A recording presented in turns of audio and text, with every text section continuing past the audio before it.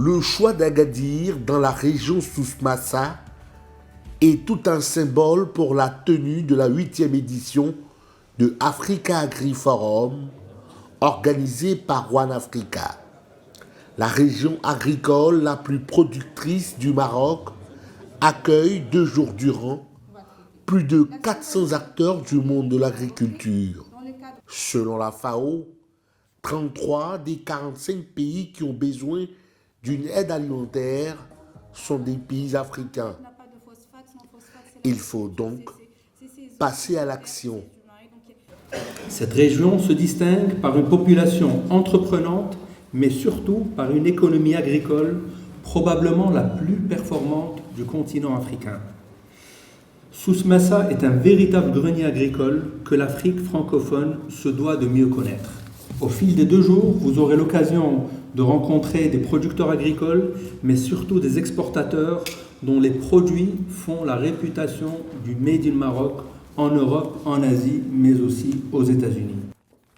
Dans un contexte mondial dominé par la pandémie de la Covid, la crise en Ukraine et les crises climatiques, ces experts et décideurs sont venus adresser l'urgence de la souveraineté alimentaire des pays africains.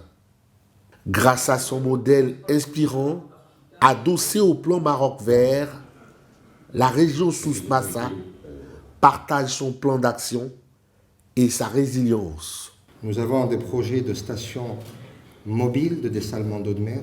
C'est une première.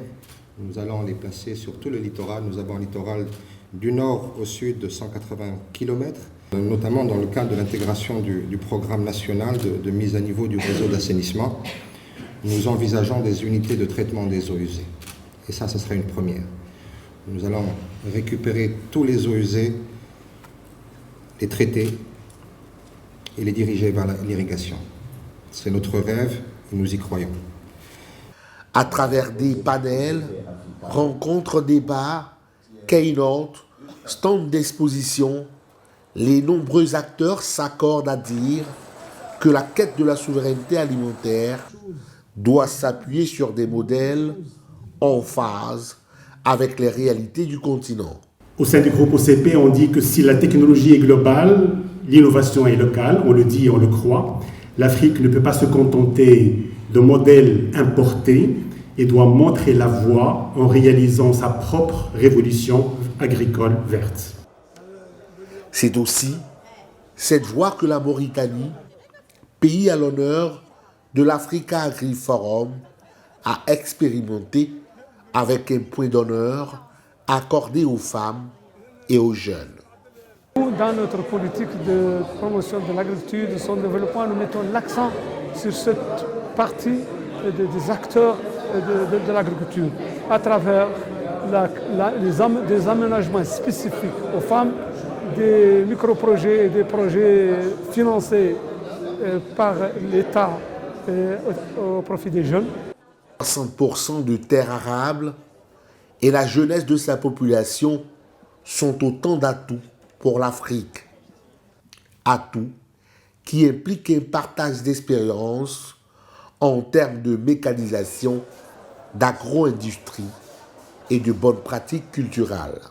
Il faut créer d'abord un cadre coopératif, d'abord dans le sous-secteur, ensuite dans les autres blocs, dans les autres sous-secteurs comme la CEDEAO, la SADC et tout. Aussi c'est l'Afrique.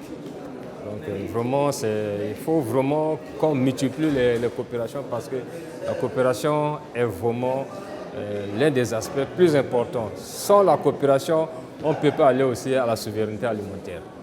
L'agriculture, dont 60% de la population africaine tire ses revenus, est désormais au cœur du défi de l'éradication de la famine à l'horizon 2030.